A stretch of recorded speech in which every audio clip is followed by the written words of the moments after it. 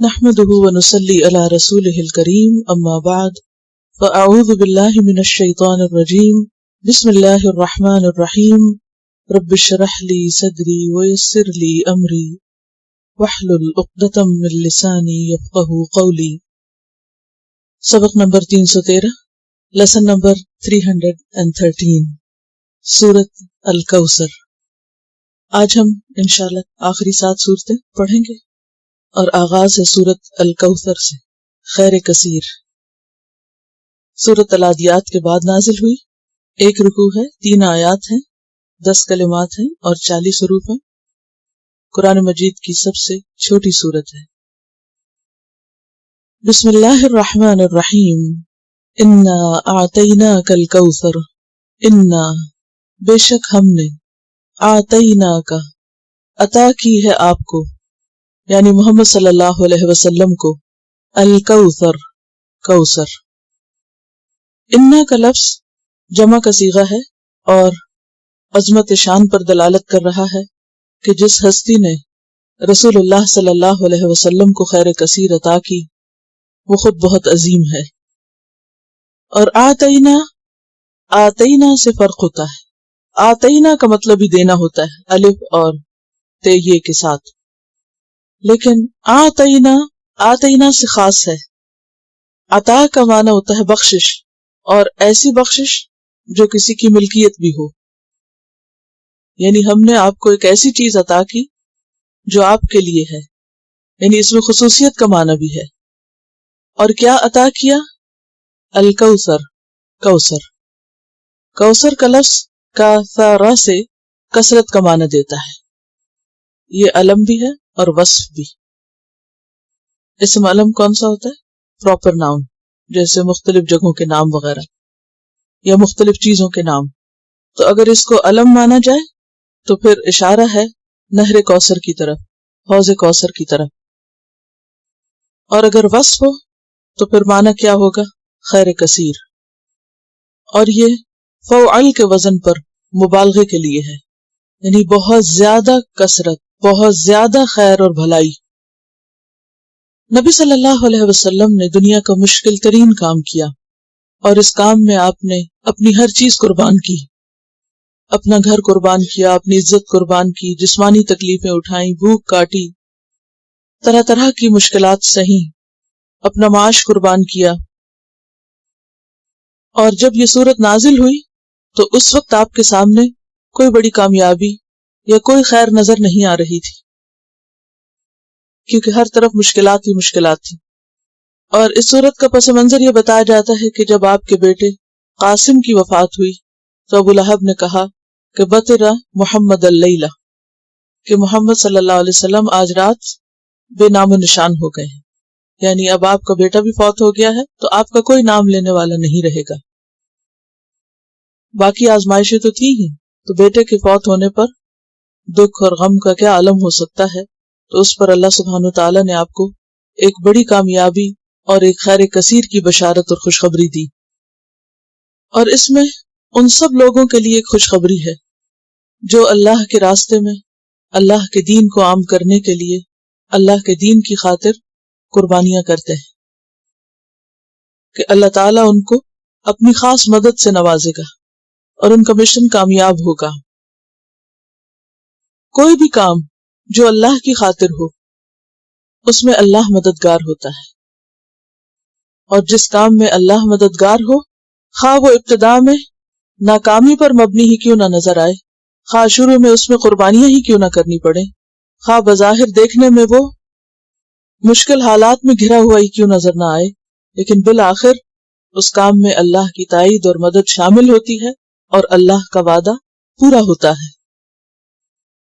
تو انا اعطیناک الکوثر، یقیناً ہم نے آپ کو خیر کثیر اور بہت زیادہ بھلائی عطا کی ہے۔ نبی صلی اللہ علیہ وسلم کو کیا کیا بھلائیاں نصیب ہوئیں، ان کی ایک طویل فہرست ہے۔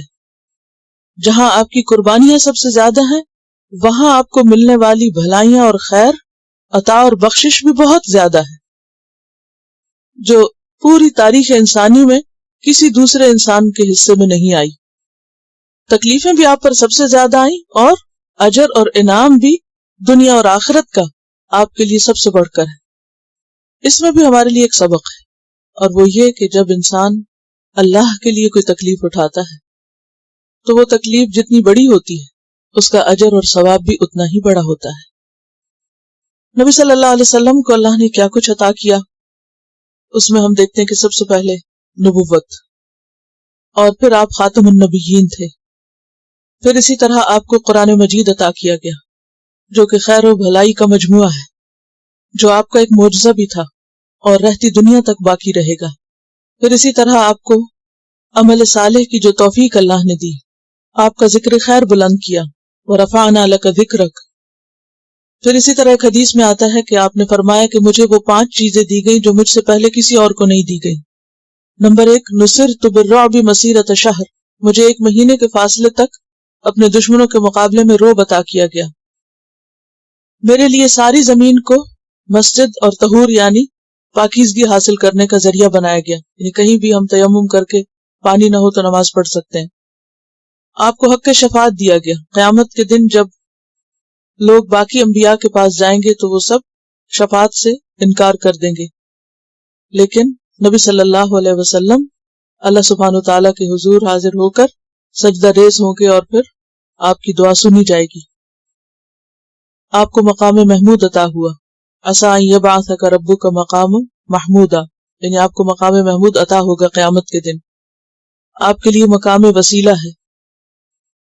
پھر اسی طرح دنیا میں آپ کے لیے غنیمت حلال کی گئی، اور پھر آپ صلی اللہ علیہ وسلم جیسے کہ سورۃ الضحیٰ میں بھی آتا ہے، والضحیٰ واللیل اذا سجا ما ودعک ربک وما قلی وللآخرۃ خیر لک من الاولی۔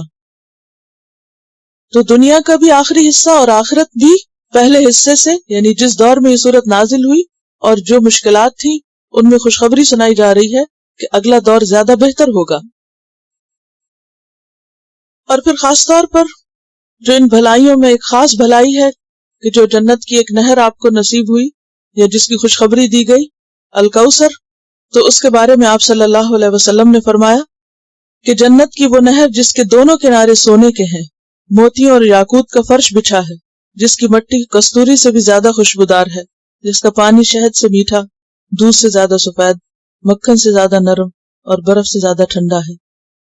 اور اسی کا حصہ میدان حشر میں حوض کوثر کی شکل میں ہوگا، یعنی اس نہر کا پانی حوض کوثر میں آئے گا جس پر آپ کی امت پانی پیے گی، اور جس پر رکھے ہوئے پیالوں کی تعداد ستاروں کی طرح ہے، اور جو بھی شخص اس حوض سے پانی پیے گا قیامت کے دن وہ پھر دوبارہ کبھی پیاسا نہ ہوگا، کیونکہ قیامت کے دن سورج بہت قریب ہوگا اور ہر شخص ایک گھبراہٹ کے عالم میں ہوگا۔ تو اس وقت اللہ کے رسول صلی اللہ علیہ وسلم آپ کو یعنی اپنی امت کو اپنے ہاتھوں سے پانی پلائیں گے، اور آپ سب سے پہلے اپنے حوض پر موجود ہوں گے، اور آپ کی امت آپ کو وہیں پر ملے گی۔ لیکن وہ لوگ آپ سے دور کر دیے جائیں گے جنہوں نے آپ کے بعد دین میں نئی نئی باتیں ایجاد کی، اور وہ لوگ بھی اسی طرح جو آپ سے اور آپ کے دین سے بغض رکھتے ہیں، یعنی وہ تمام لوگ جو آپ سے نفرت کرتے ہیں یا آپ کے دین سے نفرت کرتے ہیں یا اس سے کسی قسم کا بغض رکھتے ہیں، ان کو اس حوض پر وارد نہیں ہونے دیا جائے گا، یا وہ اس حوض سے پانی نہ پی سکیں گے۔ ایک روایت میں یہ بھی آتا ہے کہ آپ صلی اللہ علیہ وسلم فرمائیں گے کہ امتی امتی، یعنی بظاہر ان کی شکل و صورت ایسی ہوگی کہ جیسے وہ آپ کی امت کے لوگ ہیں، لیکن ان کے اور آپ کے درمیان دیوار حائل کر دی جائے گی، اور آپ کو بتایا جائے گا کہ آپ نہیں جانتے کہ آپ کے بعد انہوں نے کیسے کیسے کام کیے، یعنی آپ کے دین کی پیروی نہیں کی بلکہ اس میں نئے نئے راستے نکال لیے، اپنی مرضی کا دین بنا لیا دین اسلام کے نام پر۔ تو اس پر آپ صلی اللہ علیہ وسلم ان کو اپنے سے دور کر دیں گے۔ تو انا آتیناک الکوثر، بے شک ہم نے آپ کو خیر کثیر عطا کی، فصل لربک وانحر، فصل لربک، پس نماز پڑھیے اپنے رب کے لیے، وانحر، اور قربانی کیجیے۔ اس میں تمام نمازوں کا ذکر ہے، لیکن وہ نماز خاص طور پر شامل ہے جس کے ساتھ قربانی بھی ہے، اور وہ کون سی نماز ہے؟ جی ہاں، عید الاضحیٰ کی نماز۔ لیکن اس کے علاوہ تمام نمازیں، جمعے کی نماز، تہجد کی نماز، ان سب کی طرف اشارہ ہے۔ اور پھر اس خاص نماز کی طرف بھی کہ جو شکرانے کی نماز تھی. جب آپ صلی اللہ علیہ وسلم نے مکہ فتح کیا تو اس موقع پر آپ نے 8 رکعتیں ادا کی بطور شکرانہ. تو بات یہ ہے کہ جب اللہ تعالیٰ کسی کو کوئی نعمت عطا کرے تو اس کا فرض بنتا ہے کہ وہ رب کا شکر ادا کرے. اور رب کا شکر ادا کرنے کی بہترین شکل کیا ہے؟ نماز. فصل لربک، اور نماز بھی کیسی؟ دکھاوے کی نہیں جیسے سورۃ الماؤن میں آیا یراؤن الناس، بلکہ اس کے برعکس فصل لربک، خالصتاً اپنے رب کے لیے. ونحر، اور قربانی کرو. نحر اونٹ کی قربانی کو کہتے ہیں. اسی لیے ہم دیکھتے ہیں کہ نبی صلی اللہ علیہ وسلم نے حجۃ الوداع کے موقع پر 100 اونٹ قربان کیے تھے. 100 اونٹ. ہم تو ایک بکرا بھی کرنا ہو یا کسی گائے میں بھی حصہ ڈالنا ہو تو بار بار پوچھتے ہیں کہ اچھا یہی کریں یا کچھ اور کر لیں ان پیسوں سے. تو بات یہ ہے کہ اللہ کے راستے میں بدنی عبادت اور پھر مالی عبادت میں قربانی افضل ترین عبادت ہے. اور خاص طور پر عید الاضحیٰ کے دن جانوروں کا خون بہانے سے بڑھ کر، یعنی مویشی جانوروں کا جن کو ذبح کرنے کا حکم ہے، اس سے بڑھ کر کوئی عمل اللہ کو پسند نہیں. تو چونکہ نحر اونٹ کی قربانی کے لیے آتا ہے تو آپ صلی اللہ علیہ وسلم نے 100 اونٹ قربان کیے، جن میں سے 63 اونٹ 63 آپ نے اپنے ہاتھ سے قربان کی. اور اونٹ کا نحر کیا جاتا ہے. نحر کیا ہوتا ہے؟ حلق کے پاس نیزہ مارا جاتا ہے اور جس سے اونٹ گرتا ہے، کیونکہ اونٹ کو چھری سے نہیں ذبح کر سکتے، بہت ہیوج جانور ہے. اور آپ صلی اللہ علیہ وسلم نے ان سارے اونٹوں کو صدقہ کیا، یعنی ان کو قربان کر کے صدقہ کر دیا، سوائے اس کے کہ ہر اونٹ میں سے ایک ایک بوٹی لی اور اس کو پکوایا اور پھر اس میں سے خود بھی کھایا اور اوروں کو بھی کھلایا. اب آپ دیکھیے کہ ایک نہیں، اگر 100 اونٹوں کو لائن میں بھی کھڑا کریں یا ایک گروپ ان کا بنائیں تو کتنا ہیوج نمبر ہے. تو اللہ کے رسول صلی اللہ علیہ وسلم کی نمازوں کا تو شمار ہی نہیں. آپ صلی اللہ علیہ وسلم کا طریقہ یہ تھا کہ ذرا سی بھی کوئی مشکل پیش آتی، اذا حزبہ امر فزع الی الصلاۃ، ہر موقع پر آپ نماز کے لیے دوڑتے. اور دوسرے حکم پر کس طرح عمل کیا؟ ونحر، شکرانے کے طور پر کس طرح قربانی کی. لیکن اس کے علاوہ کسی بھی چیز کی قربانی کی جا سکتی ہے. اور اسی سے ونحر نون حیرے سے ہم دیکھتے ہیں کہ یوم النحر قربانی کے دن کو کہتے ہیں، یعنی حاجی عرفہ کے بعد جو اگلا دن ہوتا ہے منا میں، وہ ان کے لیے یوم النحر ہوتا ہے اور ہمارے لیے یوم العید ہوتا ہے، عید الاضحیٰ کا دن. ان شانئک، بے شک آپ کا دشمن، بدخواہ. شنع یشنع سے ہے، شین نون حمزہ. شنع یشنع سے شانئ فاعل کے وزن پر دشمن کے لیے آتا ہے. پیچھے بھی آپ پڑھ چکے ولا یجرمنکم شنآن قوم علی اللہ تعدلوا. تو شانئ کہتے ہیں اس دشمن کو جو دل میں بغض رکھے، یعنی بظاہر وہ دشمن نظر نہ آئے لیکن اس کے دل میں نفرت ہو، حسد ہو، بغض ہو.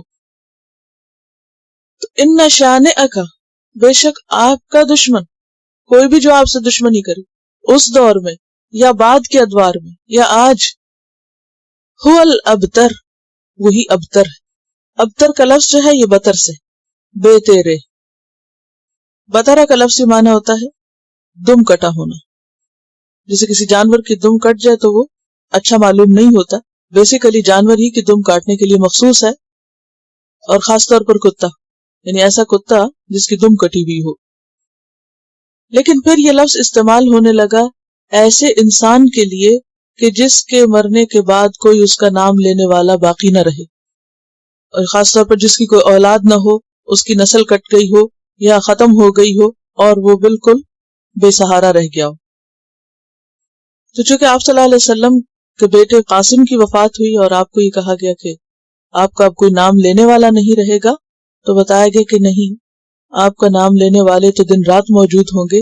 ہاں، آپ کا دشمن جو ہے وہی بے نام و نشان ہو جائے گا، وہی خیر سے دور ہو جائے گا. اس کی وجہ کیا ہے؟ کیونکہ انہوں نے اس چیز کو ناپسند کیا جو اللہ نے اتاری تھی. ذالک بانہم کرہوا ما انزل اللہ فاحبط اعمالہم. تو ایسے لوگ جو خواہ کتنے بھی نیک عمل کریں لیکن اگر آپ سے اور آپ کی سنت سے محبت نہیں کرتے، آپ کے طریقے سے محبت نہیں کرتے، تو وہ آپ کے ساتھ نہ ہوں گے. کیونکہ نبی صلی اللہ علیہ وسلم نے فرمایا، صحیح حدیث ہے، کل امتی یدخلون الجنت الا من ابا، میری ساری امت جنت میں داخل ہوگی سوائے اس کے جس نے انکار کیا. قیل ومن ابا، پوچھا گیا انکار کس نے کیا؟ تو آپ نے فرمایا کہ جس نے میری سنت سے انکار کیا اس نے میرا انکار کیا. یعنی بظاہر یہ کہنا کہ ہم اللہ کے رسول صلی اللہ علیہ وسلم کو مانتے ہیں، لیکن آپ کے طریقے کو پسند نہ کرنا اور اس طریقے پر کسی اور طریقے کو زیادہ بہتر سمجھنا، یہ اللہ کے بھیجے ہوئے طریقے سے بغض رکھنا ہے، جو کہ ناپسندیدہ امر ہے. تو بنیادی طور پر تو ایک خاص کانٹیکس میں صورت نازل ہوئی، لیکن بات یہ ہے کہ آپ اپنے آپ کو بھی یہاں رکھ کر دیکھیں کہ اگر کوثر کا معنی قرآن مجید ہو تو آپ کے بعد آپ کی امت جو بھی آپ کے اس مشن میں شریک ہو اس کے لیے خوشخبری ہے. اور وہ کیا ہے؟ جیسے کہ قرآن مجید اللہ کی نعمتوں میں سے ایک بہت بڑی نعمت ہے. سورۃ یونس میں آتا ہے، قل بفضل اللہ وبرحمتہ فبذلک فلیفرحوا هو خیر مما یجمعون، وہ بہتر ہے ہر اس چیز سے جسے لوگ سمیٹ رہے ہیں، جمع کر رہے ہیں.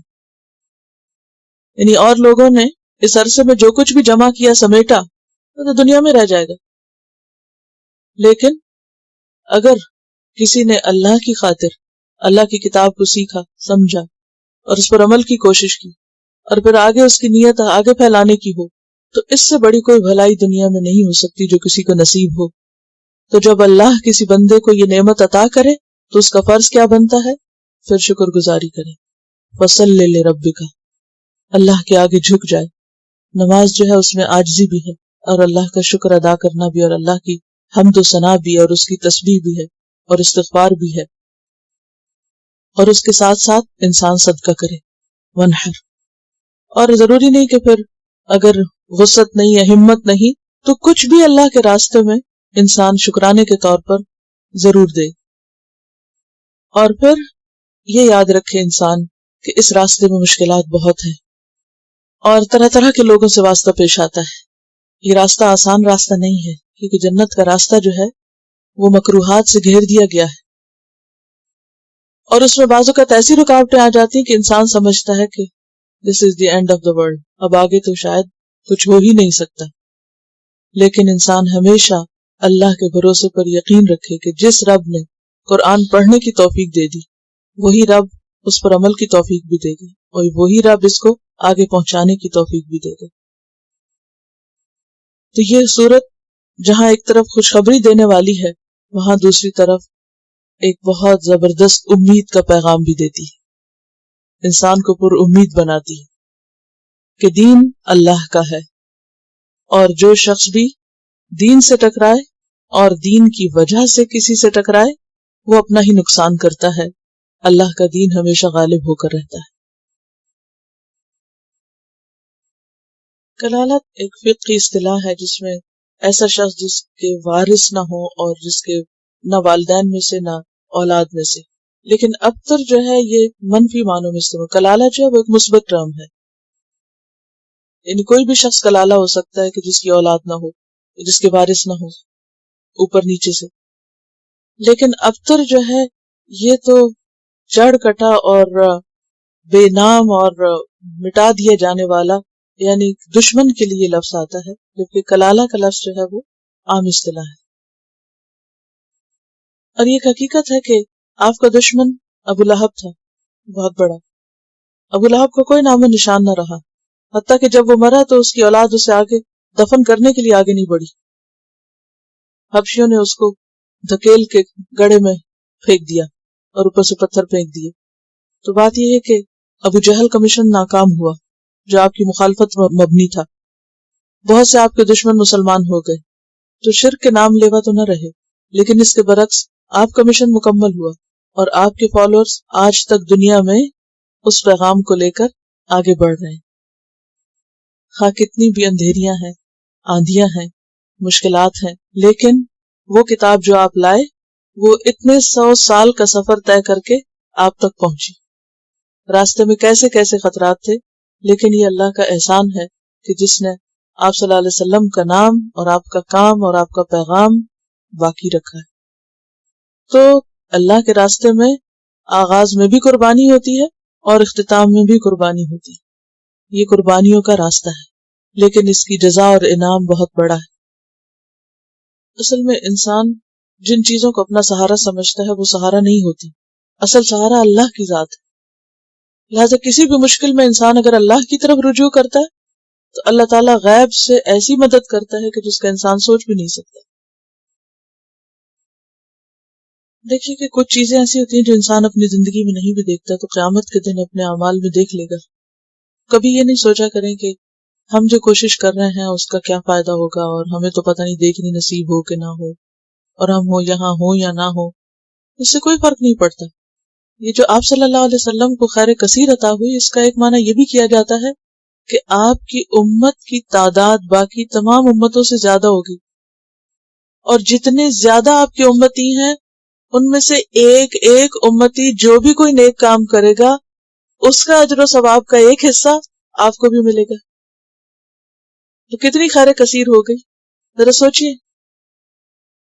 تو اسی طرح آپ کے ہاتھوں لگائے ہوئے پودے اور آپ کی کوششیں اور آپ کے ذریعے ہدایت پانے والے، ہوتا نا حدیث میں الدال علی الخیر کفاعلہ، کہ نیکی کی راہ دکھانے والا ایسا ہی ہوتا ہے جیسے نیکی کرنے والا. تو آپ یہاں پر جو بھی کوشش کریں گے، آپ کی آنکھیں نہ بھی دیکھیں، آپ کے کان نہ بھی سنیں، لیکن قیامت کے دن سب کچھ آپ کو اپنے نامہ اعمال میں دکھ جائے گا، سب دیکھ لیں گے آپ. من یعمل مثقال ذرۃ خیرا یرہ ومن یعمل مثقال ذرۃ شرا یرہ. جو آپ کی نہر کوثر ہے اس کے بارے میں بہت خوبصورت احادیث ہیں، ایک دو میں آپ کے ساتھ شیئر کرتی ہوں. بخاری کی حدیث ہے، حضرت انس فرماتے ہیں کہ آپ نے معراج کے قصے میں فرمایا، میں ایک نہر پر پہنچا جس کے دونوں کناروں پر خولدار موتیوں کے ڈھیر لگے تھے. میں نے جبریل سے پوچھا یہ نہر کیسی ہے؟ اس نے جواب دیا یہ کوثر ہے. یعنی آپ کو معراج کے موقع پر کوثر دکھائی بھی گئی. ابو عبیدہ نے سیدہ عائشہ رضی اللہ تعالیٰ عنہا سے پوچھا کہ کوثر سے کیا مراد ہے؟ انہوں نے کہا کوثر سے ہر وہ بھلائی مراد ہے جو اللہ نے آپ کو عطا کی. اور پھر حوض کوثر، فرمایا کہ جس دن سب لوگ پیاس سے انتہائی بے تاب ہوں گے، ہر شخص العطش العطش پکار رہا ہوگا، یعنی پیاس پیاس کہہ رہا ہوگا. آپ صلی اللہ علیہ وسلم اس حوض پر بیٹھ کر اہل ایمان کو پانی پلائیں گے، اور جس خوش قسمت کو اس کا پانی میسر آئے گا وہ قیامت کا سارا عرصہ پھر پیاسا نہ ہوگا. اور اس سلسلے میں اتنی زیادہ حدیث ہیں جو تواتر کے درجے کو پہنچتی ہیں. متواتر حدیث تو معلوم ہے نا آپ کو، جس کو بہت زیادہ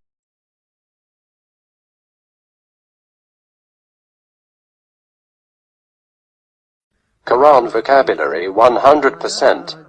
The best application to understand Quran. Study with flashcards. Word list. Learn 25% of Quran vocabulary in 7 days. Multiple MCQs to practice and test vocabulary. Single choice. Multiple choice. True, false.